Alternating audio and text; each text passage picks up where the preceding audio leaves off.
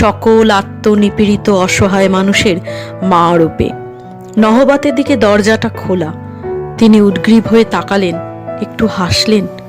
সারদা দেবী আসছেন যে। 1872 সালের 5ই জুন পৃথিবীর বুকে সকলের অলক্ষ্যে নীরবে নিভৃতে এই মহা ঘটনা সংঘটিত হয়। মা সারদা দেবীকে দেবী জ্ঞানে ঠাকুর শ্রী রামকৃষ্ণদেবের পূজা। ঠাকুরমাকে পূজা করে তার মধ্যে দিয়ে নিখিল মাতৃত্বের উদ্বোধন ঘটালেন। দীর্ঘ 8 মাস একত্র বাস করে তিনি সারদা দেবীর শুদ্ধতা ও দেবী সত্তার পূর্ণ পরিচয় পেয়েছিলেন। তারই জাগরণ ঘটালেন তিনি। এবার আসবো এই ষোড়শী পূজা উপলক্ষে মাতা ঠাকুরানীর স্মৃতিচারণায়।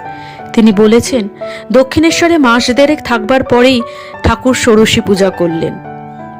সম্ভবত ফলহারিণী কালী পূজার রাত্রে প্রায় 9টায় আমাকে তার ঘরে আনালেন। পূজার সব জোগাড় যন্ত্র